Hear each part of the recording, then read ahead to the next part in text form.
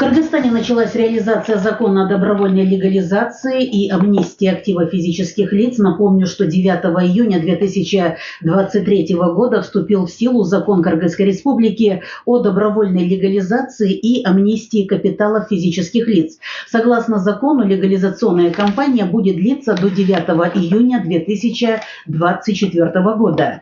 Цель закона – переход ко всеобщему декларированию, уменьшению доли теневой экономики, привлечение активов в легальный экономический оборот. Иначе говоря, есть надежда привлечь имущество и доходы физических лиц в легальный экономический оборот путем создания правового механизма для добровольного декларирования принадлежащих им активов. К ним относятся и недвижимость, и банковские счета, оформленные на родственников или лиц, находящихся за пределами страны на момент декларирования. Эксперты уверены, что амнистия позволит привлечь в экономику внутренние и внешние инвестиции, а данный закон обеспечит гарантии сохранности активов и защиту собственников от преследования государственных органов за нарушения законодательства, которые были допущены до объявленной добровольной легализации активов. Каков алгоритм добровольной легализации и амнистии активов физических лиц, кого касается закон, что можно задекларировать, что относится к активам, как пройти процедуру добровольной легализации и как заполнить специальную декларацию? Эти и другие вопросы мы сегодня постараемся обсудить в программе «Актуальный разговор». И сегодня в студию прямого эфира мы пригласили заведующую отделом налоговой политики Министерства экономики и коммерции Кыргызской Республики Айсулу Кемелову, начальника отдела государственной налоговой службы при Министерстве финансов Кыргызской Республики Эдиля Исраилова и начальника управления адвокатуры, нотариата и апостилирования Министерства юстиции Кыргызской Республики Асель Абакирову. Дорогие наши слушатели, хотела бы сказать, что в студии прямого эфира у нас работают телефоны 39 21 90 и 0502 39 21 90. Если в ходе прямого эфира у вас возникнут вопросы, вы можете позвонить по телефонам прямого эфира, которые я озвучила. У нас идет и прямая видеотрансляция в социальной сети Facebook, в связи с чем, дорогие наши пользователи, свой вопрос или свой комментарий вы можете опубликовать на нашей страничке. Айсулу Кемеловна, Эдиль Асанович, Асель Мырзакановна, здравствуйте. Мне приятно видеть вас в студии прямого эфира. Добрый день. Уважаемые гости, я думаю, мы сегодня обратились к такой важной, актуальной теме. Я думаю, у многих наших радиослушателей, да и вообще у граждан страны немало вопросов по тому, что вот в Кыргызстане началась реализация закона о добровольной легализации и амнистии активов физических лиц. И вот сегодня мы будем говорить о том, каков вообще алгоритм реализации этого закона, поэтому вы сегодня в студию прямого эфира пришли. Я думаю, вам есть что сказать. Мне хотелось бы к вам, Айсулу Кемеловна, сейчас обратиться. В Кыргызстане еще летом объявили кампанию о добровольной легализации и амнистии активов физических лиц. И хотелось бы мне, чтобы вы сейчас более, ну скажем так, подробно объяснили или, может быть, даже обратились к предыстории, каков основной посыл данного закона. Доброе утро. Да, как вы верно отметили ранее, что закон вступил в силу 9 июня этого года. Срок действия закона составляет 12 календарных месяцев, а со дня принятия закона, то есть будет действовать до 9 июня следующего 2024 года. В соответствии с данным законом необходимо задекларировать активы, это движимое, недвижимое имущество, наличные денежные средства на расчетных счетах, виртуальные активы. Здесь необходимо отметить, что активы должны быть приобретены до 1 января 2023 года. Закон касается граждан Кыргызской Республики, в том числе и граждан, проживающих за пределами страны, лиц, имеющих вид на жительство, а также кайрылманов. При этом со стороны государства предусмотрены государственные гарантии. Это тайна добровольного декларирования, официальное уничтожение ранее поданных деклараций, неприкосновенность задекларированного имущества и защита от преследования со стороны государственных органов за прежние нарушения налогового таможенного законодательства. Во исполнение данного закона 17 июля 2023 года было принято постановление о порядке подачи специальной налоговой декларации. Это постановление утверждает порядок заполнения и заверения специальной декларации, форму специальной декларации, порядок ведения реестра и форму реестра специальных деклараций. То есть физическое лицо, которое решило добровольно задекларировать свое имущество, обращается к государственному нотариусу и необходимо уплатить государственную пошлину. Если стоимость активов превышает 100 миллионов сомов, то необходимо уплатить декларационный платеж в размере 1 миллиона сомов в республиканский бюджет. Вот это то, что касается основных направлений данного закона. Но я не зря сделала, скажем так, упор, Айсулу Кемеловна, на то, что здесь вот цель этого закона – переход ко всеобщему декларированию, по этому вопросу тоже у многих наших радиослушателей есть вопросы, и уменьшение доли теневой экономики. Но вот я взяла данные Нацстаткома, которые говорят о том, что теневая экономика у нас составляет 21% к ВВП республики, а вот по неофициальным данным теневая экономика составляет 40% к ВВП республики. Правильно ли я понимаю, что добровольная легализация и амнистия физических лиц, амнистия активов, она позволит вывести часть теневых активов в легальный оборот? Да, вы верно отметили. Это является тоже одной из основной целей данного закона. То есть если по неофициальным данным, так скажем, нелегальный оборот у нас выше тех данных, которые предоставляет нам национальный статистический документ, как раз-таки согласно этому закону мы можем вывести эту часть в легальный оборот, то есть вывести из тени. Это тоже основная цель закона. Идилия Санавич, правильно ли я понимаю, что есть надежда привлечь имущество, привлечь доходы физических лиц в легальный экономический оборот путем вот создания такого правового механизма для добровольного декларирования принадлежащих к ним активов? Несомненно, этот закон направлен как раз-таки на легализацию всех активов, которые имеются в теневом обороте. Государство дает предпосылки непосредственно законодательную базу, чтобы нелегальный бизнес мог его официально легализовать и влиться в экономику нашей республики. Этим самым увеличивая и внутренний валовый продукт, и исходя из этого налоговые отчисления. Идиль Асанович, ну вот смотрите, в рамках этого закона налоговой службе в течение определенного времени было дано поручение как одной из гарантий уничтожить все налоговые декларации, которые были заполнены до вступления этого закона. Я правильно говорю? Вот. Но мы помним, что декларации, они же заполнялись и заполняются двумя разными способами. То есть это в электронном формате и в бумажном формате. Вот на день сегодняшний что сделано? И вот в рамках этого закона, раз я говорю, что налоговой службе были даны поручения, то в чем эти поручения еще, скажем так, заключались?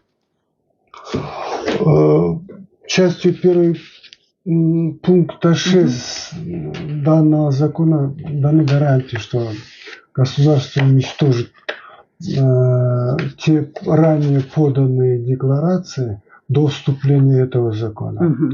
Налоговая служба в исполнении этого пункта проведены ряд мероприятий, такие как создана рабочая группа, которая разработала проект приказа, и который был принят приказ во исполнении этого пункта. На местах созданы ликвидационные комиссии по уничтожению в каждом районе. И статистика такова, что в целом на сегодняшний день уничтожено более 2 364 000 деклараций.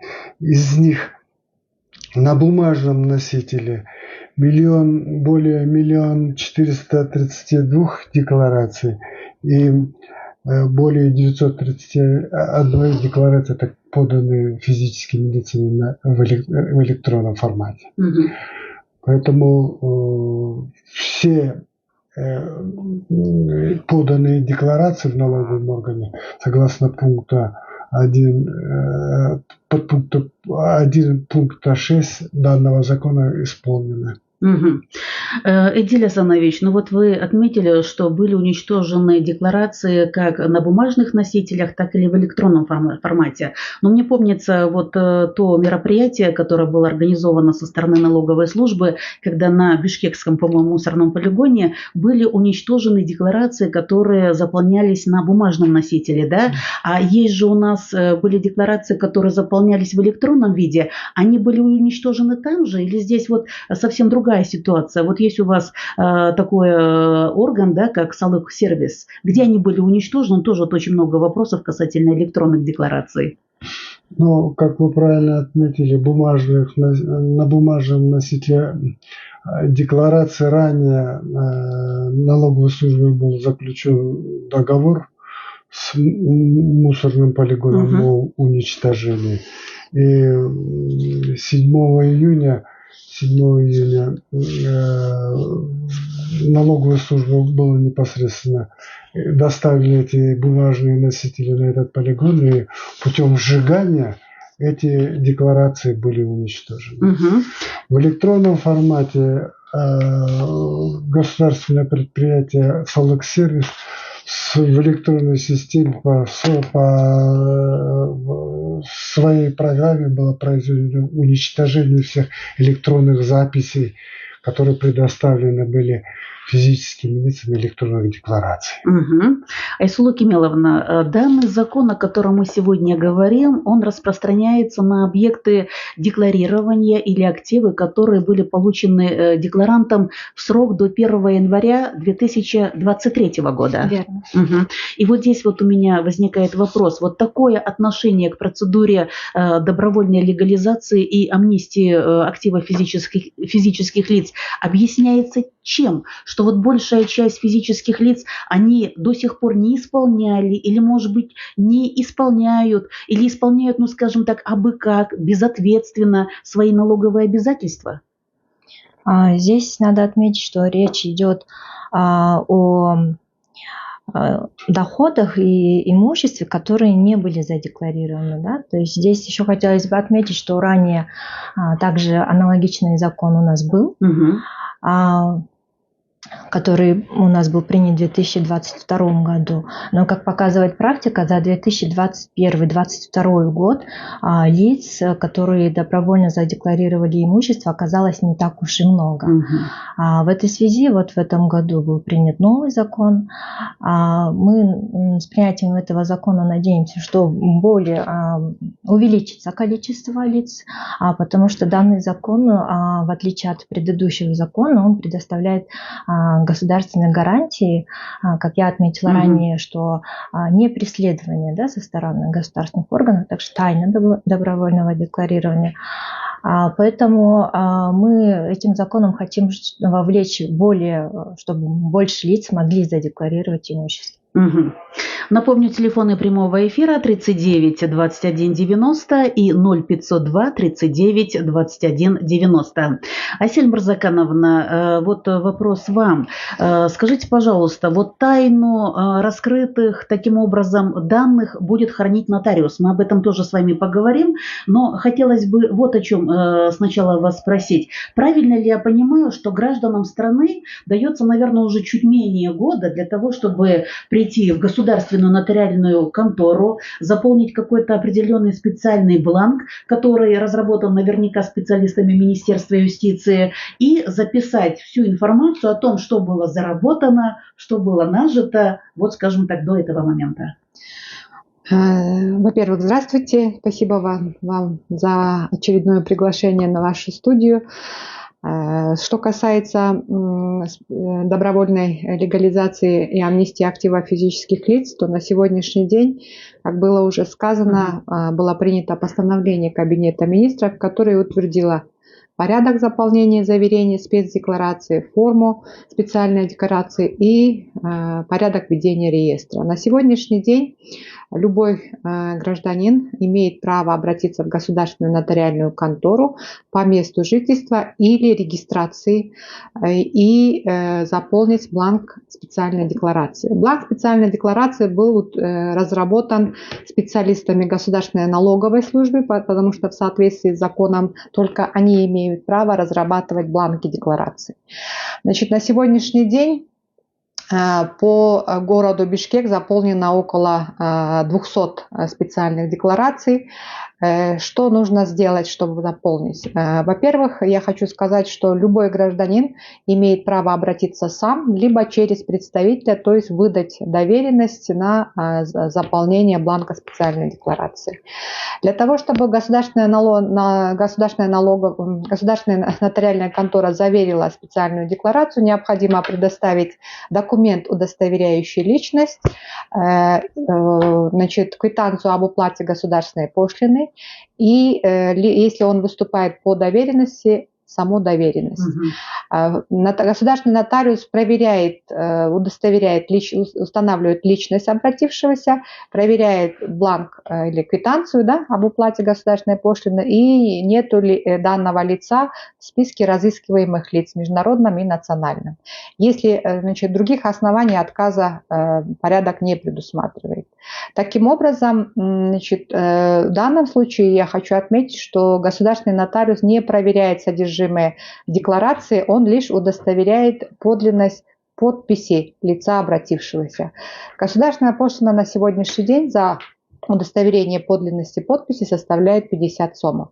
Если же сумма декларирования превышает, как было уже сказано, значит, необходимо уплатить декларационный платеж, тогда государственный нотариус требует квитанцию об уплате декларационного платежа.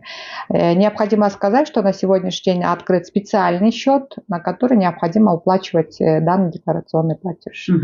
Асель Марзакановна, вот вы отметили, что государственный нотариус не проверяет, но удостоверяет подпись, да? То есть правильно ли я понимаю, что государственный нотариус, он не сможет проверить и не имеет права вот удостовериться или перепроверить, скажем так, на достоверность? То есть его благое дело только удостоверить подпись, и на этом все. Да, абсолютно правильно, Ирина. Мы проверяем, я еще раз говорю, он только удостоверяет подлинность подписи обратившегося лица. Этого достаточно, но, естественно, правильность, значит, заполнения, да, формы декларации, а правильность сведений, которые он там написал, это в полномочия государственного нотариуса не входит. Здесь я понимаю, Асель Марзакановна, я уж не знаю, Эдиль Асанович, тоже можете что-либо добавить, что весь процесс, он как бы рассчитан на достоверность и честность самого декларанта. Вот, Эдиль Асанович, вот когда мы, государственные, муниципальные служащие, заполняют, например, единую налоговую декларацию, очень часто тоже я задаю вопрос представителям государственной налоговой службы, насколько здесь они могут, скажем так, посмотреть или удостовериться в точности, в честности декларанта. А как быть в этом случае? То есть добровольность и честность декларанта этого достаточно? Или все-таки проверка будет, что он отразил, а что он, может быть, забыл или не захотел отражать? Пожалуйста. Я бы здесь разграничил, потому что механизм добровольного декларирования и легализации здесь предоставлено. Основной целью этого закона установлено, чтобы вовлечь, я обратно же повторюсь, вовлечь эти капитал, который находится в теневом обороте, и вывести его в легальный бизнес. Этим самым как бы преследуются дополнительные внутренние инвестиции для нашей экономики. От этого экономика только выиграет. А в том случае, о котором вы говорите, предоставление государственными служащими декларации, здесь задача другая. Здесь ставится задача фактически полученный капитал этим государственным служащим. И он, соответственно, те документы, которые есть у него, которые получил он источника выплаты этих доходов, он это его декларирует. Здесь как бы сказано два разных механизма, которые разграничивают именно теневой бизнес и государственных служащих. Угу.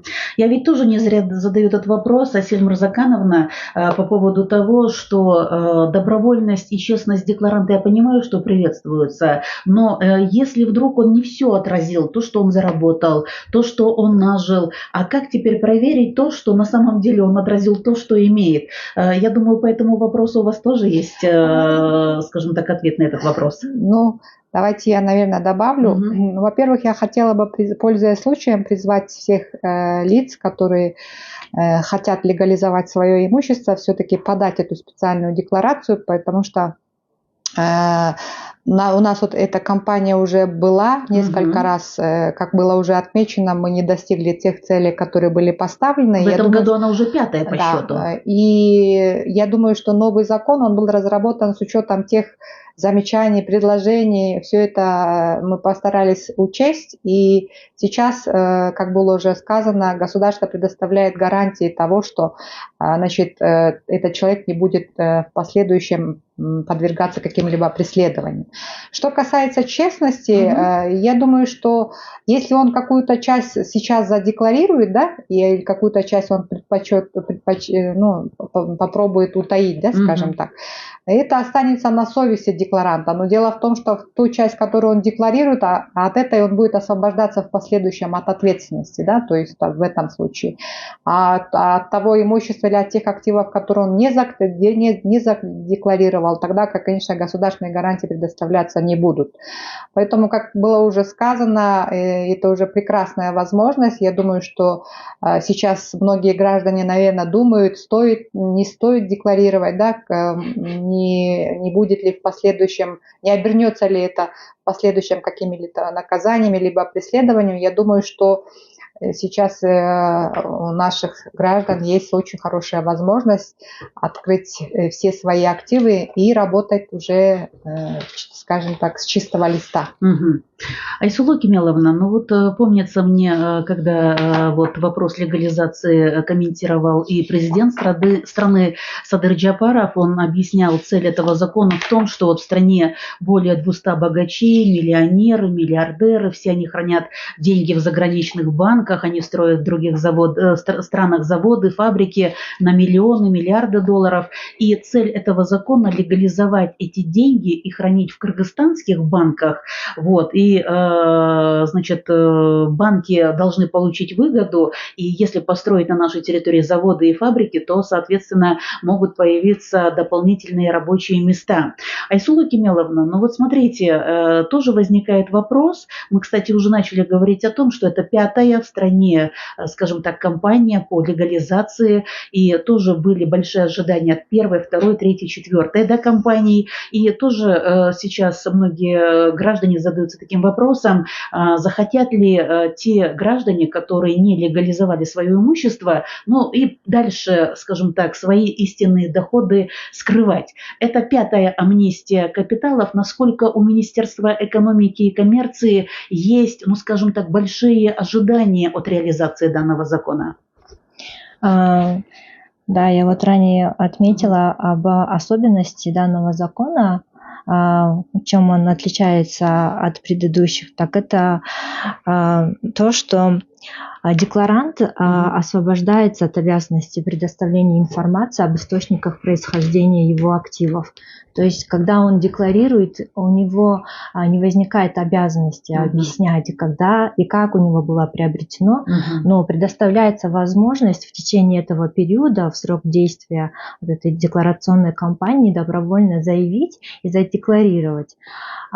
И также, что со стороны государственных органов данное имущество не будет преследоваться, да, никакими административными мерами, а также тайна добровольного декларирования. Мы думаем, что все эти механизмы послужат хорошим таким подспорьем для того, чтобы граждане могли добровольно задекларировать свое имущество, пользуясь такой хорошей возможностью. Ну и вот пятая, скажем так, легализационная кампания, вот вы сейчас затронули отличительные, скажем так, меры, да, вот чем отличается, вот, скажем так, эта легализационная кампания, это может быть и то, вы об этом тоже сказали, что законом предусмотрены государственные гарантии. Насколько я помню, вот в предыдущих кампаниях такого не было или было? Что касается вот данного текущего вот, действующего закона, да, вот как раз вот еще раз повторюсь, что в этом есть отличие. И также отличие, что декларанту нет необходимости доказывать источники происхождения его имущества. Также тайное декларирование и уничтожение ранее поданных деклараций, да, это вот все мы верим то, что послужит для того, чтобы все больше людей могли задекларировать свое имущество. Можно да, пожалуйста. Пожалуйста. Закон четко дает гарантию, что декларант освобождается от уголовного преследования и иных правонарушений и не может декларация служить для налоговых начислений и других платежей. То есть черным по белому здесь написано, что все заявленные активы декларантом, они будут легальны. И саму оценку активов, которые он заявляет, декларант сам оценивает и сам заявляет об этом. Асель Мырзакановна, вообще вот вы скажите, пожалуйста, вот на день сегодняшний вы об этом уже начали говорить. Вот те, кто хочет легализовать свое имущество, они-то уже к государственным нотариусам обращаются и обратились. На сегодняшний день вы сказали около 200, да, декларантов. Вообще, на ваш взгляд, это много или мало? Ну, давайте начнем, что постановление Кабинета министров принято 17 июля, и вот я думаю, что за 3 месяца 200 человек – это уже хорошая цифра, если даже сравнивать с теми компаниями, которые были произведены ранее. Все-таки большинство понимает, что на сегодняшний день закон, который действует сейчас, он более прогрессивный и устанавливает более строгие, скажем так, гарантии, да, не преследования, а в случае подачи такой декларации. Поэтому я думаю, что сейчас люди, очень многие думают, подавать эту декларацию или не подавать, да, как вот, спрашивают, наверное, тех, у кого кто подал уже такого рода декларацию. Я думаю, что у них есть чуть менее года, да, чтобы все-таки подать эту декларацию. Ну, 200 человек по республике сейчас вот такая вот у нас статистика. А вот в разрезе областей, Асель Мырзакановна, есть данные? Вот 200 человек, да? Из них где в большей степени? Это наверняка Бишкек и Чуйская область? Да, из 200 это почти все, 99%, скажем так, это, конечно же, Бишкек, город Бишкек. Напомню, телефоны прямого эфира 39 21 90 и 0502 39 21 90. Напомню вам, дорогие наши слушатели, что в Кыргызстане началась реализация закона о добровольной легализации и амнистии активов физических лиц. И сегодня в программе мы говорим о том, каков алгоритм добровольной легализации и амнистии активов физических лиц, кого касается закон и что можно задекларировать. Напомню, что сегодня у нас в гостях заведующий отделом налоговой политики Министерства экономики и коммерции Кыргызской республики Айсулу Кемелова, начальник отдела государственной налоговой службы при Министерстве финансов Кыргызской республики Идиль Исраилов и начальник управления адвокатуры, нотариата и апостилирования Министерства юстиции Кыргызской республики Асель Абакирова. Идиль Асанович, мне хотелось бы вот что у вас уточнить. Мы говорим о том, что цель этого закона – это легализация теневой экономики и переход ко всеобщему декларированию. Вот у многих наших радиослушателей, да, есть вопрос, вот что такое всеобщее декларирование? Ну, понятно, что оно нас ждет в 2026 году. То есть правильно ли я понимаю, что всеобщее декларирование – это когда гражданин, который достиг своего совершеннолетия, будет обязан задекларировать свои доходы, активы, ну и непосредственно расходы? Да, вы правильно отметили, что в перспективе как и во всех цивилизованных государствах, когда идет это право, дано право налогоплательщику, гражданину каждой республики заявить о своем вкладе в развитие государства. Поэтому этим самым он показывает участие в развитии своего государства, то есть показывает себя на гражданскую зрелость. Заявить о своих доходах, которые он принес вклад в развитие государства, это очень даже сильная, большая гражданская позиция. И мы, как и все общество, идем к этому шагу. Асель Мурзакановна, вот если декларант при легализации активов укажет стоимость того имущества, которое у него есть, активов, получается свыше 100 миллионов, я, как правильно поняла, нужно ему уплатить государственную пошлину, да? Государственная пошлина сколько будет? Если 100 миллионов сомов, получается это 1 миллион сом? Нет, государственная пошлина – это пошлина, которая взимается за совершение нотариальных действий. Она составляет всего 50 сомов за удостоверение подлинности подписи обратившегося лица. То, что вы говорите, это есть декларационный платеж. Если сумма задекларированных активов превышает 100 миллионов, то 1 миллион сомов должно быть уплачено в республиканский бюджет и в виде декларационного платежа. Вот здесь я не хотела отметить, на сегодняшний день бланк, как было уже сказано, форма специальной декларации утверждена постановлением правительства, но в связи с тем, что очень многие обращаются с тем, что бланк специальной декларации немножко очень для заполнения очень тяжелый, да, там есть очень, да, потому что к нему есть вот такое вот приложение, где содержатся данные объектов декларирования, вид объекта, наименование, код приобретения и так далее, то на сегодняшний день разработан новый проект постановления, куда вносятся изменения по форме декларации, она намного облегчена.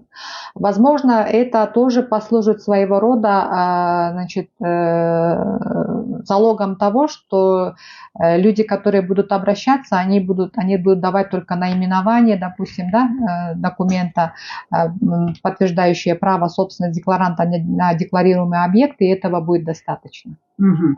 Вот мы сегодня поделились эфиром во многих социальных сетях, и в социальных сетях один из пользователей спрашивает, гарантируете ли вы анонимность и безопасность, что после легализации правоохранительные или другие государственные органы, в том числе и Генеральная прокуратура, не будут преследовать декларанта? В чем эти гарантии заключаются?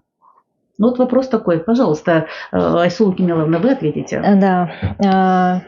Мы уже вот несколько раз об этом говорили, подчеркивали, что да, пожалуйста, задекларируйте свое имущество добровольно. А мы, государство со своей стороны, гарантирует государственные гарантии. Да? Это тайна декларирования и, конечно же, это со стороны государственных органов не будет никаких либо преследований, а также не будет начисляться налоговые, таможенные санкции за данное имущество. Да? Поэтому государственные гарантии четко прописаны в данном законе.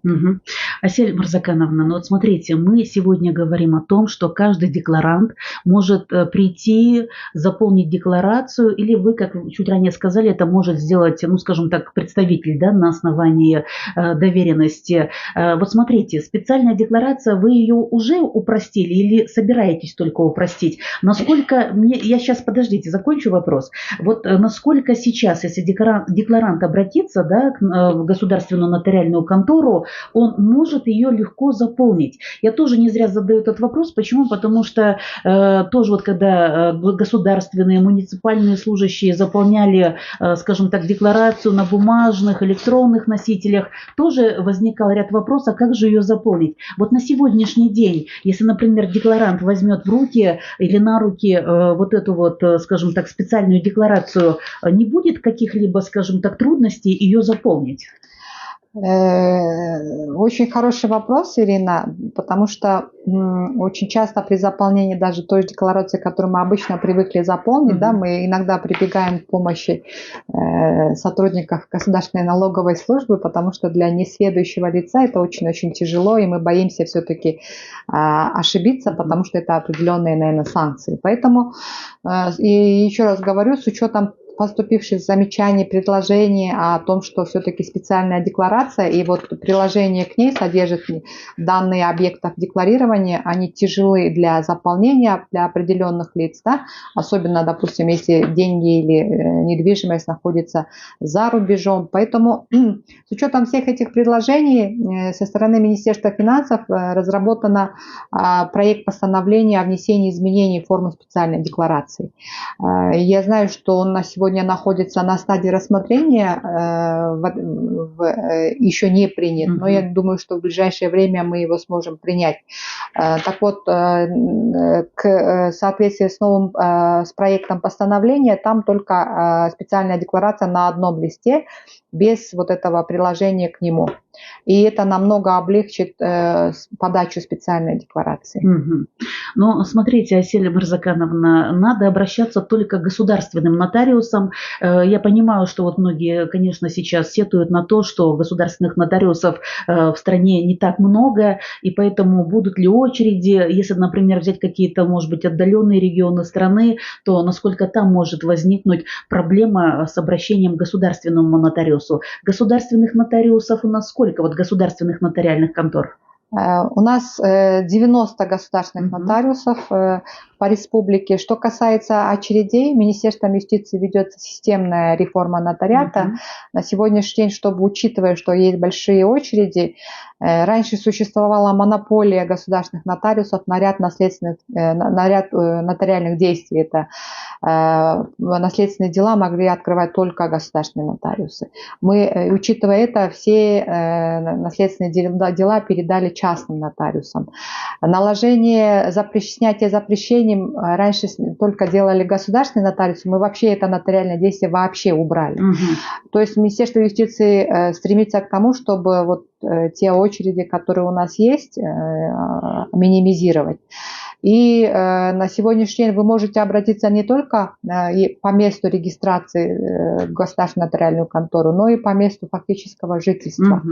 То есть если все сделано для того, чтобы как удобно, любая государственная нотариальная контора обязана будет заверить специальную декларацию. Но здесь возникает вопрос, Асель Мырзакановна, насколько сам государственный нотариус, может быть, может или поможет вот эту вот, скажем так, декларацию заполнить, вот о чем мы с вами говорим. Вы их этому обучили или, в принципе, ничего сложного нет, и любой государственный нотариус может, вот скажем так, бланк декларации заполнить или помочь заполнить декларанту? Я думаю, что с учетом того, что мы все-таки облегчаем эту форму, заполнить ее не будет никаких проблем, даже в том случае, что если она содержит вот это вот приложение, государственные нотариусы могут помочь.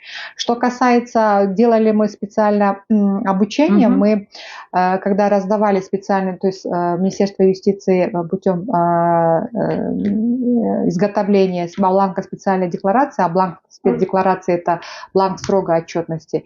Мы всех государственных нотариусов просили изучить вот этот порядок заполнения спецдекларации, и если какие-то вопросы, обращаться в Министерство юстиции. На сегодняшний день проблем при заполнении со стороны, то есть при заверении спецдекларации со стороны государственных нотариусов не возникало. Напомню еще раз телефоны прямого эфира 39 21 90 и 0502 39 21 90. Вот еще один вопрос, который у нас вот в социальных сетях пользователь опубликовал. Я не могу до конца понять, что же можно задекларировать. Вот вы говорите активы, что входит в активы. Но, может быть, вы, Айсулу Кемеловна, более, скажем так, на простом языке объясните, что входит входит в активы того или иного декларанта, который вот может воспользоваться, скажем так, законом о добровольной легализации и амнистии капиталов активов физических лиц. Спасибо за вопрос. Очень радует, что за эфиром следят, интересуются Конечно. законом, задают вопросы. Я вот на этот вопрос отвечу так, что активы – это движимое и недвижимое имущество. Значит, к недвижимому имуществу относятся здание, сооружение, дом, квартира. Движимое имущество – это автомобили. Да? Также это наличные денежные средства. Также это денежные средства на расчетных счетах в банках. Вот все это имущество вы можете задекларировать.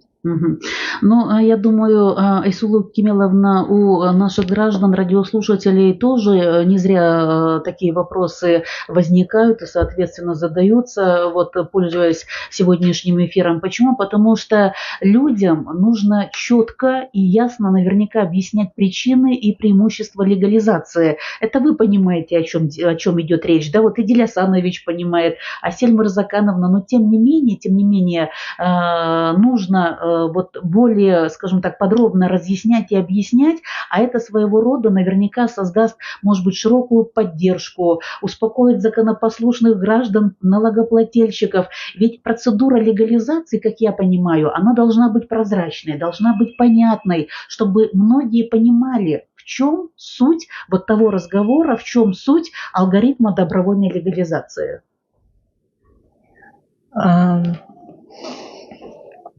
Здесь мы до этого говорили о доле теневой экономики, да? То есть и очень много до этого было разговоров, что много имущества находится в тени или оформляет на родственников или на кого-то. Да? То есть суть этого закона в том, чтобы то имущество, которое имеется у человека, так скажем, но не было заявлено до этого, чтобы, пользуясь этим законом, человек мог заявить об имуществе, то есть этим самым вывести эту часть активов в легальный экономический оборот. Да? Тем самым мы будем снижать долю теневой экономики. Вот основная цель направлена на это. Давайте выслушаем вопрос или мнение нашего радиослушателя, который дозвонился в студию прямого эфира. Говорите, мы слушаем вас. Мы слушаем. Алло, здравствуйте. Здравствуйте. Вот скажите, я пенсионерка, заполняла декларацию. Вот деньги на старость, так сказать, я храню в банке, в Киргизстане. Около 1 миллиона сомов. Ну, я их не задекларировала, но зато написала, сколько получила ежегодно выгоду. От того, что они пролежали некоторое время. Скажите, мне надо их декларировать, и сколько это будет стоить? Спасибо. Ну, я думаю, вопрос понятен. Вот вы знаете, когда мы говорим о том, вот когда, скажем так, стартует единая налоговая декларация, Идиль Асанович, я вот всегда, вот когда веду программы, очень часто, знаете, наши пенсионеры звонят, и видно, какие они чересчур ответственные, всегда переживают, надо ли мне сдавать единую налоговую декларацию. Когда мы говорим о налоге на имущество, да, или, например, налоги на транспорт, тоже большая часть пенсионеров звонит и спрашивает, вот у меня квартира, например, 38 квадратов, должна ли я налог на имущество сдавать и так далее. Поэтому, я думаю, вопрос имеет место быть. Вот радиослушательница, значит, свою ситуацию она объяснила, разъяснила. Пожалуйста, стоит и нужно ли ей сдавать, или все-таки не обязательно? Пожалуйста. Очень радует, что именно люди обращаются. Но здесь хочется отметить, что у граждан пенсионного возраста, если они свои накопления, свои сбережения получили легальным образом и уже обложены у источника, то есть у источника выплаты, то тогда эти деньги уже налоговым платежам не подлежат. А если надо отметить, что банковские вклады и проценты по банковским вкладам, которые начисляет банк своим по депозитам, они налогом не облагаются. Поэтому если в части налогового законодательства я говорю, что они налоговых правонарушений не преследуют. А если говорить о том, что если вдруг они получены каким-либо незаконным путем, то данный закон, который мы сегодня обсуждаем, дает право легализовать. И, как уже мои коллеги сказали же, механизм, который уже ранее был изложен. Угу. Хотели добавить? Я, знаете, хочу зачитать еще вопрос или даже мнение нашего пользователя в социальных сетях. Вот что пишет. Важно обеспечить и прозрачность при учете поступающих от легализации денег. Должен быть надежный механизм для опубликования официальной информации о количестве поданных деклараций, сумме поступивших средств и о том, как они используются в режиме реального времени. Но это вот мнение нашего пользователя, и я понимаю это мнение, вы знаете почему? Потому что вот если наши граждане будут уверены в том, что легализация, да, проводится прозрачно, эффективно, то есть же большое ожидание, что больше будет декларантов, большая вероятность участия вот в этой легализационной кампании. Кто вот по этому мнению может озвучить? Пожалуйста. Айсулу Кемеловна. Относительно того, чтобы опубликовать в соответствии с данным законом, как мы говорили, что одной из государственных гарантий является это тайное декларирование. То есть в этом случае, как предлагает наш радиослушатель, если мы опубликуем данные задекларировавших свое имущество граждан, то это будет идти в нарушение закона. То есть мы будем нарушать гарантии, которые мы предоставляем. В этом случае для того, чтобы люди могли задекларировать, не боясь, воспользоваться этим законом, эта гарантия предоставляется. То есть тайна декларированного имущества и тайна задекларировавшего лица должна соблюдаться.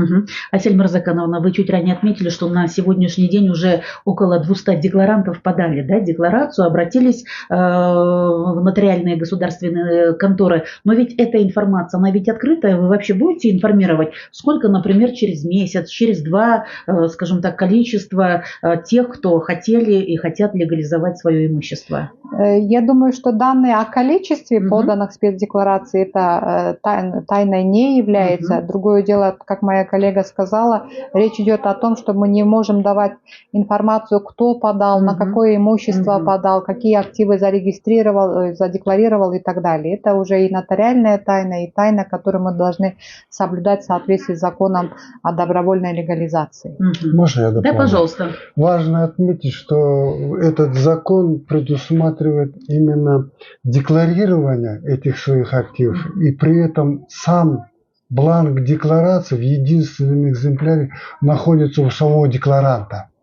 То есть либо копии в государственном нотариусе, либо еще где-то, такого бланка нету. Сам бланк декларации находится у самого декларанта. Но и не стоит забывать, наверное, что здесь наверняка учитывается и берется во внимание международный опыт, ведь международный опыт легализации активов, он показывает все-таки, что одной из основных ее целей является что? Пополнение государственного бюджета, если я правильно говорю, Айсулу Кемеловна. Время нашей программы, к сожалению, завершается. Дорогие наши слушатели, напомню, что это была программа «Актуальный разговор». Напомню, что сегодня в программе мы говорили о том, что в Кыргызстане началась реализация закона о добровольной легализации и амнистии активов физических лиц. И сегодня мы и говорили о том, каков алгоритм добровольной легализации и амнистии активов физических лиц. Это была программа «Актуальный разговор». Дорогие наши слушатели, оставайтесь на волне Биринчи радио.